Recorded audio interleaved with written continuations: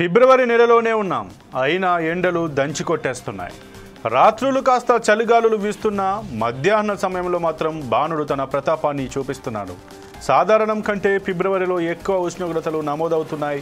దాంతో ఇప్పుడే ఇలా ఉంటే మున్ముందు ఉష్ణోగ్రతలు ఎలా ఉంటాయో అని ఆందోళన చెందుతున్నారు జనం. ఈసారి ఎండాకాలంలో బాణుడు చుక్కలు చూపించడం పక్కా అంటున్నారు. వాతావరణ శాఖ అధికారులు కూడా ఇదే విషయాన్ని చెబుతున్నారు. ఈసారి వేసవి గతంలో కంటే ఎక్కువ ఉష్ణోగ్రతలు చూడబోతున్నామని అంచనా వేస్తున్నారు.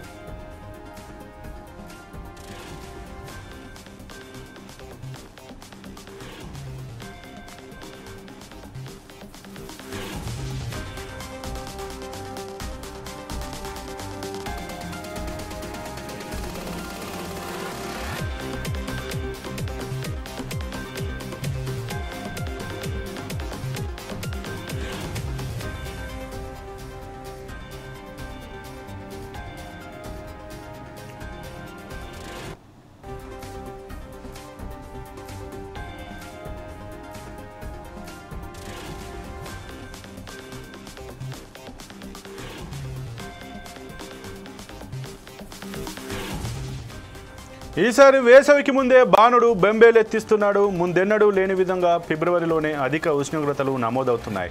ఇప్పుడే ఎండ ఇలా ఉంటే ఇక ఏప్రిల్ మే నెలలో పరిస్థితి ఏంటి బాబోయ్ అంటూ ప్రజలు హడలెత్తిపోతున్నారు. ఈ వారం పగటిపూట గరిష్టాలు 38 డిగ్రీ సెల్సియస్కు పైగానే నమోదయ్యే అవకాశం ఉందని వాతావరణ శాఖ అధికారులు చెబుతున్నారు.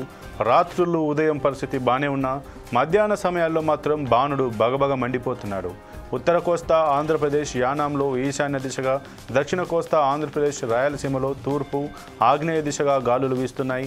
వీటి ఫలితంగా ఉత్తర కోస్తా ఆంధ్రప్రదేశ్, యానాం, దక్షిణ కోస్తా ఆంధ్రప్రదేశ్లలో గరిష్ట ఉష్ణోగ్రతలు సాధారణం కంటే 2 నుంచి 4 డిగ్రీల సెల్సియస్ ఎక్కువగా ఉంటాయని, రాయలసీమలో ఉష్ణోగ్రతలు సాధారణం కంటే 2 నుంచి 3 డిగ్రీల సెల్సియస్ ఎక్కువగా ఉంటాయని అంచనా వేశారు వాతావరణ శాఖ అధికారులు.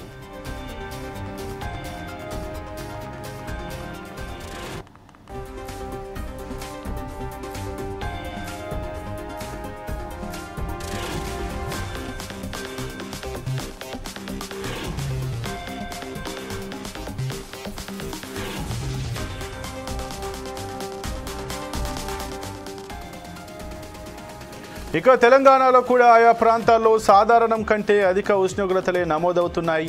నిజామాబాద్ ఉత్తరం 38.4 డిగ్రీల సెల్సియస్ ఉష్ణోగ్రత నమోదైంది.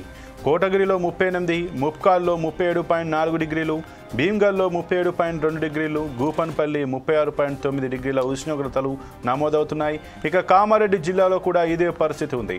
సోమూరులో 37 డిగ్రీల ఉష్ణోగ్రత నమోదైంది.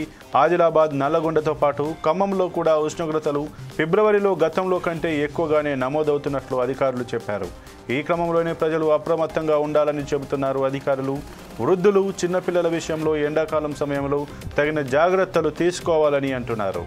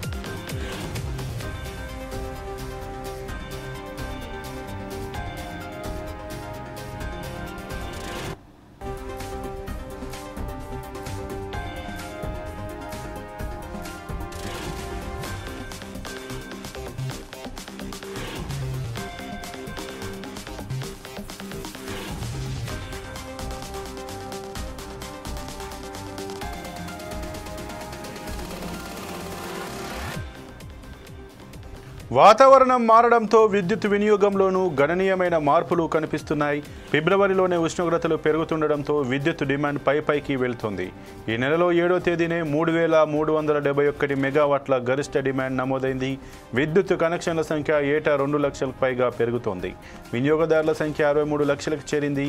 ఎలాంటి కోతలు పెట్టకుండా 24 గంటలు కరెంటు సరఫరా చేస్తున్న ట్రిప్పింగ్లు మాత్రం వినియోగదారులను ఇబ్బంది పెడుతున్నాయి. వేసవి మొదలు కాగానే ప్రతి ప్రాంతంలో రోజు 1-2 సార్లు కరెంటు పోతోందని వాపోతున్నారు ప్రజలు.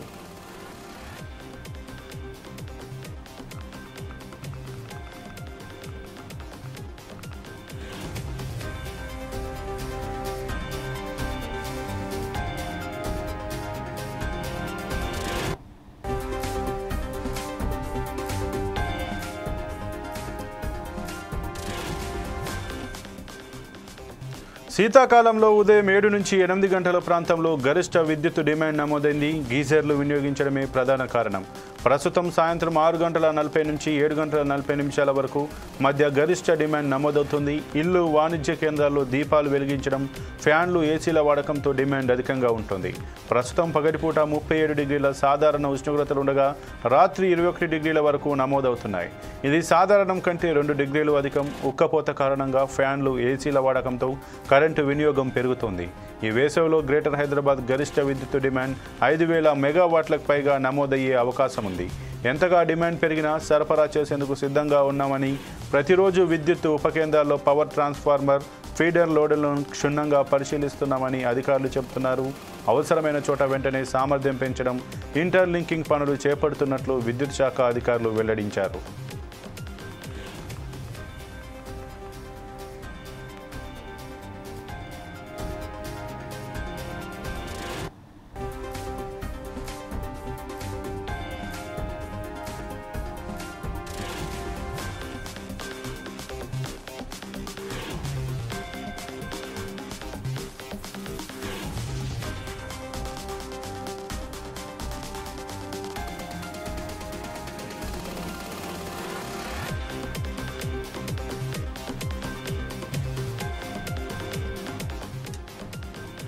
వేడిని తట్టుకునేందుకు కొన్ని జాగ్రత్తలు తీసుకోవాలి. రోజుకు కనీసం 4 లీటర్ల మంచినీరు తప్పక తీసుకోవాలి.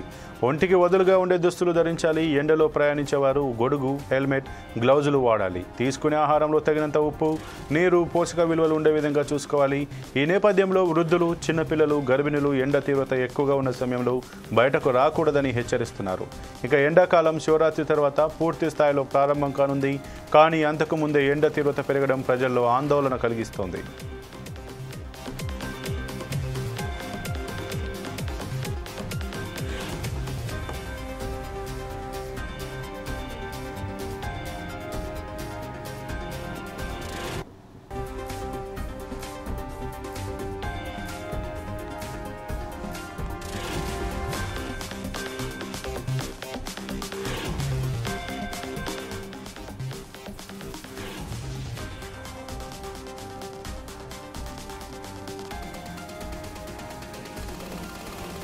ఫిబ్రవరి నెలలోనే ఉన్నాం, అయినా ఎండలు దంచికొట్టేస్తున్నాయి. రాత్రులు కాస్త చలిగాలులు వీస్తున్నా మధ్యాహ్న సమయంలో మాత్రం బాణుడు తన ప్రతాపాన్ని చూపిస్తున్నాడు.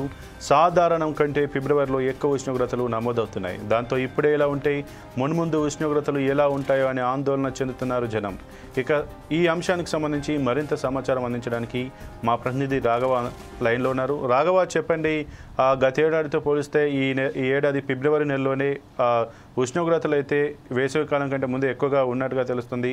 దీని గురించి మీ దగ్గర ఉన్న సమాచారం ఏంటి? ప్రస్తుతం ఆంధ్రప్రదేశ్లో ఉష్ణోగ్రతల తీవ్రత ఏ రకంగా ఉంది? Thank you Sampath. ప్రస్తుతం ఫిబ్రవరి నెలలోనే తెలుగు రాష్ట్రాల్లో ఇప్పటికీ అత్యధిక ఉష్ణోగ్రతలు 34 డిగ్రీలకు అధికంగా నమోదవుతున్నాయి. అయితే గత ఏడాది పోలిక చేస్తే ఈసారి వేసవిలో ఎండలు కొంచెం ఎక్కువగా ఉండే అవకాశం ఉందని వాతావరణ శాఖ అధికారులు కూడా చెబుతున్నారు. తూర్పు ఆగ్నేయ గాలులతో ఎండలు పెరుగుతున్నాయని, అదేవిధంగా మరోవైపు కార్బన్ ఉద్గారికలో పశ్చిమీకరణ అడవులు తగ్గడం వంటిది దీనికి కారణం అని చెప్పుకోవచ్చు. అయితే ఈ ఎండల వల్ల ఫిబ్రవరి సగం నెలకే ఇప్పటికే పూర్తి కాలేదు. విపరీతమైన ఎండలు కాచడం వల్ల కూడా జనాలు కూడా బెంబేలెత్తుతున్నారు. అప్పుడే బాణుడు తన ప్రతాపం చూపుతున్నాడు.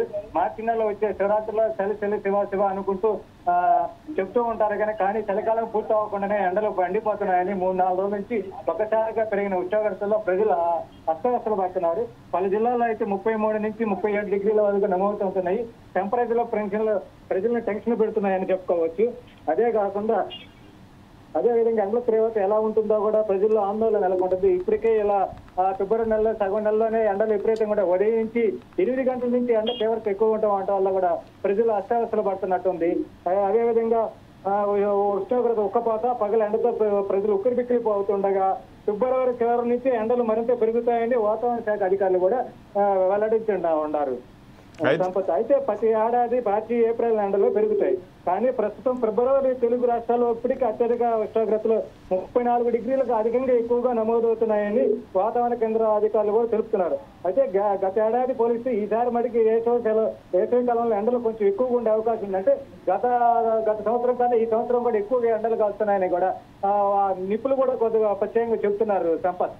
అయితే రాఘవ, మరి ప్రభుత్వాలు కూడా ఈ యొక్క ఎండవేడిని తగ్గించడానికి, కాలుష్యాన్ని నివారించడానికి అయితే ఇటు చెట్లు పెంచడం, మీరు వీలైనంత అవసరానికి ఉన్నప్పుడే ఈ యొక్క పెట్రోల్ డీజిల్ వెహికల్స్ వాడాలి, మిగతా సమయంలో సైకిల్స్ లేదంటే పబ్లిక్ ట్రావెల్స్లో వెళ్ళాలని చెప్పి కూడా సూచనలు చేస్తున్నారు. అలాగే ఎలక్ట్రికల్ వెహికల్స్ కూడా మీరు పెద్ద ఎత్తున వాడుకోవాలి, లేదంటే మీకు వాటికి ఎలక్ట్రికల్ వెహికల్స్ సంబంధించి పెద్ద ఎత్తున సబ్సిడీలు కూడా ఇస్తామంటూ ప్రభుత్వాలు అయితే చెప్తున్నా కూడా ప్రజలు మాత్రం మరి ఎందుకు ఒక రకంగా అశ్రద్ధ వ్యవహరిస్తున్నారని చెప్పుకోవచ్చు. ఎందుకంటే ముఖ్యంగా మన వాహనాల నుంచి వచ్చే ఏవైతే కార్బన్ ఉద్గారాలు ఉన్నాయో, లేదంటే మన ఏదైతే ఏవైతే ఒక మిషన్కి సంబంధించి వాతావరణాన్ని పాడు చేసేటువంటి ఈ యొక్క ఫ్యాక్టరీలు కావచ్చు, వీటి వల్లనే మనకు ముఖ్యంగా పొల్యూషన్ పెరిగి ఈ ఎండలు అనేటివి పెరుగుతున్నట్టుగా అయితే మనం భావించవచ్చు కదా రాఘవ. మరి దీనికి ప్రభుత్వాలు ఏ రకంగా ప్రజల్లో అవగాహన తేవడానికి ప్రయత్నిస్తున్నాయి? అలాగే ఈ చెట్లను పెంపకం పైన, చెట్లు పెంచితే వాతావరణం బాగుంటుంది, ఈ ఎండలు కూడా తగ్గుతాయి, వర్షాలు ఎక్కువ కురుస్తాయనే దానిపైన ప్రభుత్వాలు ఏ రకంగా అవగాహన కల్పిస్తున్నాయి?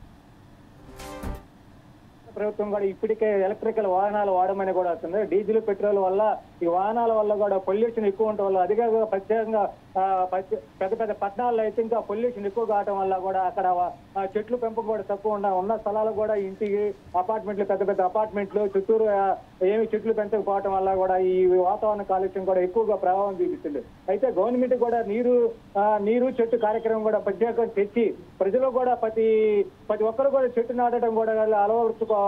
ఈ ఎండాకాలం వస్తే ప్రతి జాగ్రత్తగా తీసుకోవాలి. అదిగే ఇంకా వైద్య పరంగా కూడా ఉష్ణోగ్రత ప్రభుత్వం ఉండటం వల్ల కూడా మనుషుల్లో కూడా అలసట ఎక్కువ ఉండటం వల్ల మరి డిహైడ్రేషన్ కూడా ఎక్కువగా చెందుతూ ఉంటారు. అంటే ఈ ఎండలు ఉక్కపోవటం వల్ల కూడా ప్రజల్లో కూడా అవగాహన కల్పించి కొన్ని ప్రత్యేక కార్యక్రమాలు కూడా తీసుకురావాలని కూడా ప్రజలు కూడా ఇప్పటికే కొంత ప్రభుత్వాన్ని కూడా సూచిస్తున్నట్టు ఉంటుంది. ప్రభుత్వం కూడా నీరు చెట్టు అడవుల్లో కూడా ఎక్కువగా ఎక్కడెక్కడ ఖాళీ స్థలాలు ఉండే అక్కడ చెట్లు కూడా పెంపకోవడం వల్ల కూడా వాతావరణ కాలుష్యం ఆక్సిజన్ కూడా ప్రభావం కూడా చూపిస్తుంది. అయితే ప్రత్యేకంగా టౌన్ లో పెద్ద పెద్ద టౌన్లు అంటే సుమారుగా ఆంధ్రప్రదేశ్ రాష్ట్రాలు తీసుకుంటే విజయవాడ, విశాఖపట్నం, గుంటూరు, నెల్లూరు, ఒంగోలు ఈ ప్రాంతాల్లో అయితే అపార్ట్మెంట్లు ఎక్కువగా ఉండటం వల్ల కూడా అక్కడ చెట్లు పెంపకం కూడా తక్కువ ఉండటం వల్ల కానీ ఈ కాలుష్యం కూడా ఎక్కువగా ఉంటుంది. అదేవిధంగా ప్రత్యేకంగా ఆటోలు, టూ వీలర్స్ వాహనాలు అందరికీ కూడా ఈ రోజుల్లో కూడా చూసుకుంటే ద్విచక్ర వాహనాలు కానీ కార్లు కానీ ఎక్కువ ఉండటం వల్ల అవి కూడా పొల్యూషన్ ఎక్కువగా దారితీస్తున్నాయి.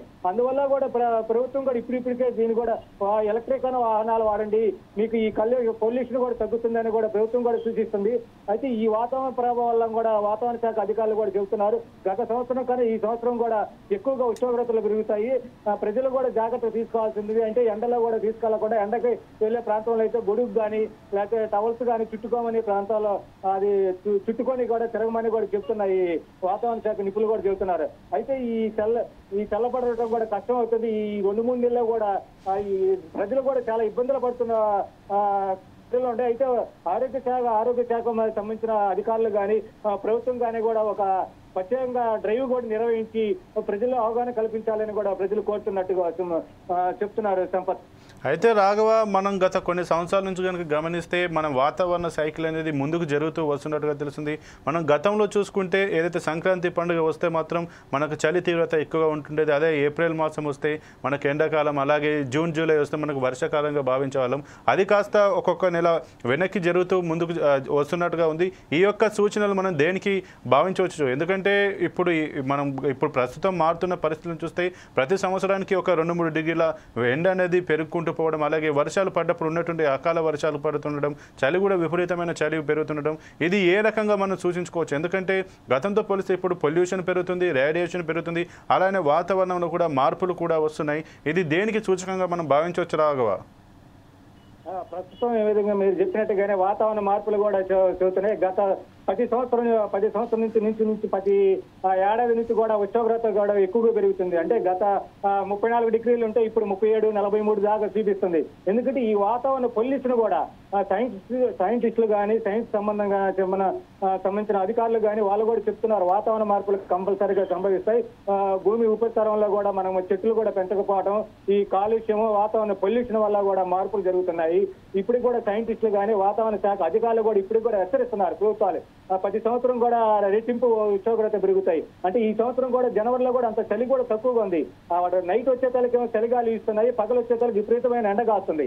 అంటే వాతావరణంలో మార్పులు ఎంత మార్పు చెందుతుందో చూస్తే గత 10 సంవత్సరాల నుంచి కూడా ప్రతి సంవత్సరం క్రమేపా పెరుగుతూ ఉండిద్ది. అంటే చలి తీవ్రత కూడా ఎక్కువ, అదే విధంగా చలి తీవ్రత ఎక్కువ అవడం వల్ల ప్లస్ అదే విధంగా కూడా ఎండ తీవ్రత కూడా ఎక్కువ అవుతుంది. ఎందుకంటే మార్పులు చేర్పులు కూడా జరుగుతున్నాయి. అంటే దీన్ని బట్టి కంపల్సరీగా ఈ ప్రభుత్వం కూడా కొన్ని చర్యలు తీసుకోవాలి.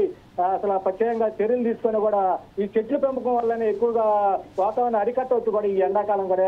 అది కాక భూమి కూడా ఉష్ణోగ్రత ఎక్కువగా చెందుతుంది. వచ్చే వర్షాధారం కూడా వర్షాలు కూడా అధిక వర్షాలు అప్పుడప్పుడు కురుస్తున్నాయి, లేకపోతే ఎండలు కురుస్తున్నాయి. ఎండాకాలంలో వర్షాలు కురవటం, వర్షాకాలంలో ఎండలు తీవ్రత రావటం, ఇలా వాతావరణ మార్పులు చోటు చేసుకుంటున్నాయి. అయితే ఈ ఘటన వల్ల కూడా ఈ సైన్స్ ప్రభావం వల్ల కూడా చెప్తున్నాయి. ప్రభుత్వం కూడా దీని అనుగుణంగా కూడా ఏ విధంగా చెట్లు పెంచాలి, లేకపోతే వాతావరణ మార్పులు కూడా ఎలా అరికట్టాలి కూడా ఒక ప్రభుత్వ శాఖలు కూడా ఒక నిర్దేశం చేసి ప్రజల్లో కూడా అవగాహన కలిగితే ఈ మార్పులు చెరుపులు కూడా తీసుకోవడానికి అవకాశం ఉంది. సంపత్ అయితే రాఘవయ్యకి ఈ పెరుగుతున్న ఎండల దృష్ట్యానైతే ఇప్పటి నుంచే విద్యుత్ వినియోగం కూడా పెరుగుతున్నట్టుగా మనకైతే తెలుస్తుంది. ముఖ్యంగా ఈ మధ్యాహ్నం సమయంలో ఇప్పుడైతే ప్రస్తుతానికైతే ఎండ తీవ్రత ఎక్కువ నేపథ్యంలో ఏసీలు, కూలర్లు, అలాగే ఫ్యాన్లతో పాటు అలాగే ఉదయాన్నైతే హీటర్లు, గీజర్ల కోసం కరెంటు కూడా వినియోగిస్తున్నట్టుగా తెలుస్తుంది. ఇక ఈ నేపథ్యంలో విద్యుత్కు సంబంధించి విద్యుత్ అంతరాయం ఏమన్నా భవిష్యత్తులో తలెత్తేటువంటి అవకాశం ఉందా? దీనిపైన ప్రభుత్వాలు ఏ రకంగా ప్రత్యామ్నాయ చర్యలు ఏర్పాటు చేస్తున్నాయి?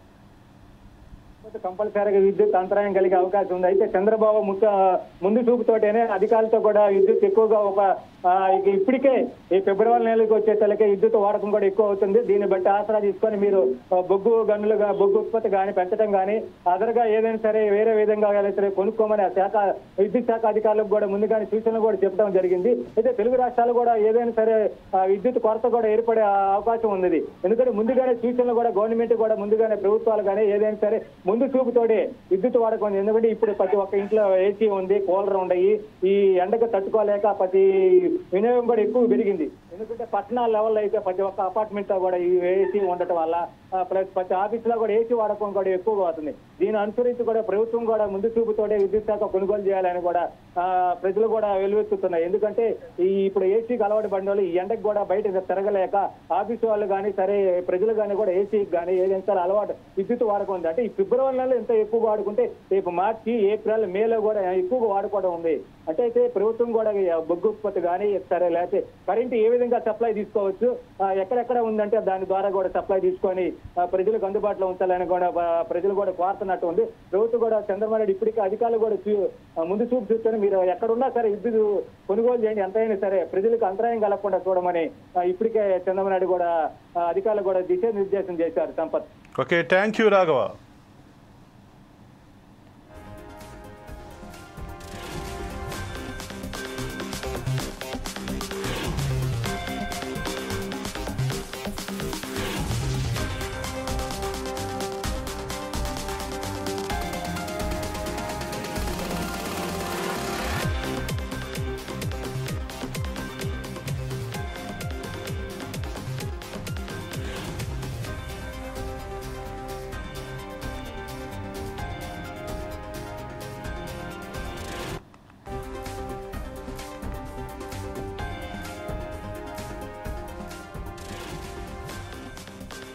ఇక తెలంగాణలో కూడా ఆయా ప్రాంతాల్లో సాధారణం కంటే అధిక ఉష్ణోగ్రతలే నమోదవుతున్నాయి. నిజామాబాద్ ఉత్తరం 38.4 డిగ్రీల సెల్సియస్ ఉష్ణోగ్రత నమోదైంది.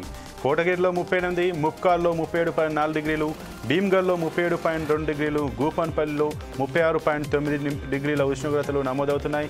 ఇక కామారెడ్డి జిల్లాలో కూడా ఇదే పరిస్థితి ఉంది. సోమూరులో 37 డిగ్రీల ఉష్ణోగ్రత నమోదైంది. ఆదిలాబాద్, నల్గొండతో పాటు ఖమ్మంలో కూడా ఉష్ణోగ్రతలు ఫిబ్రవరిలో గతంలో కంటే ఎక్కువగానే నమోదవుతున్నట్లు అధికారులు చెప్పారు. ఈ క్రమంలోని ప్రజలు అప్రమత్తంగా ఉండాలని చెబుతున్నారు అధికారులు. వృద్ధులు, చిన్నపిల్లల విషయంలో ఎండాకాలం సమయంలో తగిన జాగ్రత్తలు తీసుకోవాలని అంటున్నారు.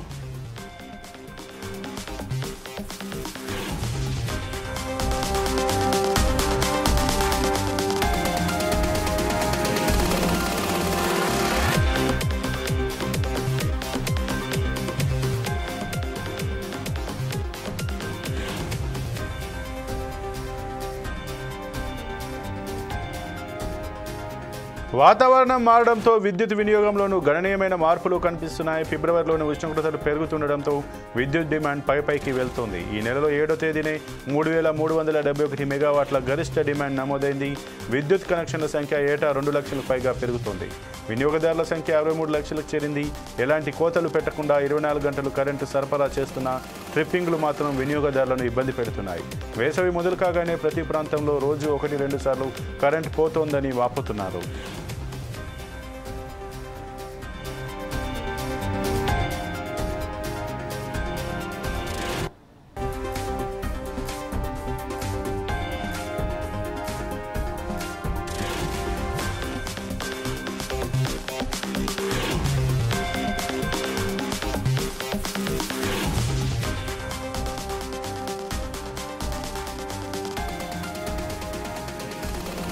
శీతాకాలంలో ఉదయం 7 నుంచి 8 గంటల ప్రాంతంలో గరిష్ట విద్యుత్ డిమాండ్ నమోదైంది.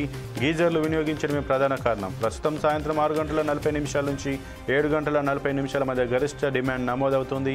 ఇల్లు, వాణిజ్య కేంద్రాల్లో దీపాలు వెలిగించడం, ఫ్యాన్లు, ఏసీల వాడకంతో డిమాండ్ అధికంగా ఉంటుంది. ప్రస్తుతం పగటిపూట 37 డిగ్రీల సాధారణ ఉష్ణోగ్రతలు ఉండగా రాత్రి 21 డిగ్రీల వరకు నమోదవుతున్నాయి. ఇది సాధారణం కంటే 2 డిగ్రీలు అధికం. ఉక్కపోత కారణంగా ఫ్యాన్లు, ఏసీల వాడకంతో కరెంటు వినియోగం పెరుగుతోంది. ఈ వేసవిలో గ్రేటర్ హైదరాబాద్ గరిష్ట విద్యుత్ డిమాండ్ 5,000 మెగావాట్లకు పైగా నమోదయ్యే అవకాశం ఉంది. ఎంతగా డిమాండ్ పెరిగినా సరఫరా చేసేందుకు సిద్ధంగా ఉన్నామని, ప్రతిరోజు విద్యుత్ ఉపకేంద్రాల్లో పవర్ ట్రాన్స్ఫార్మర్, ఫీడర్ల లోడ్లను క్షుణ్ణంగా పరిశీలిస్తున్నామని అధికారులు చెబుతున్నారు. అవసరమైన చోట వెంటనే సామర్థ్యం పెంచడం, ఇంటర్లింకింగ్ పనులు చేపడుతున్నట్లు విద్యుత్ శాఖ అధికారులు వెల్లడించారు.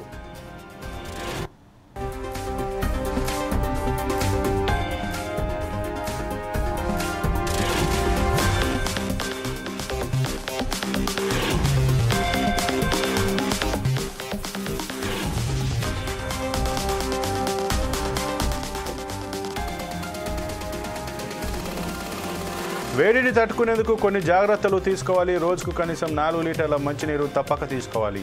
ఒంటికి వదులుగా ఉండే దుస్తులు ధరించాలి. ఎండలో ప్రయాణించేవారు గొడుగు, హెల్మెట్, గ్లౌజులు వాడాలి. తీసుకునే ఆహారంలో తగినంత ఉప్పు, నీరు, పోషక విలువలు ఉండే విధంగా చూసుకోవాలి. ఈ నేపథ్యంలో వృద్ధులు, చిన్నపిల్లలు, గర్భిణులు ఎండ తీవ్రత ఎక్కువగా ఉన్న సమయంలో బయటకు రాకూడదని హెచ్చరిస్తున్నారు. ఇక ఎండాకాలం శివరాత్రి తర్వాత పూర్తి స్థాయిలో ప్రారంభం కానుంది. కానీ అంతకు ముందే ఎండ తీవ్రత పెరగడం ప్రజల్లో ఆందోళన కలిగిస్తోంది.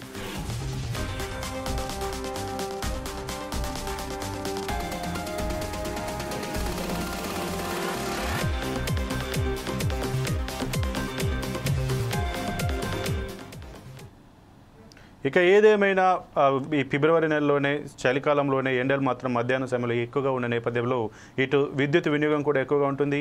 పెరుగుతున్నటువంటి ఎండల ఉష్ణోగ్రత తీవ్రతను దృష్టిలో ఉంచుకొని పిల్లలు, వృద్ధులు, గర్భిణీలు కూడా ఎండలో తిరిగేటప్పుడు తగు జాగ్రత్తలు తీసుకోవాలి. అలాగే ప్రతి ఒక్కరు కూడా రోజుకు 4 లీటర్ల వాటర్ తాగాలి.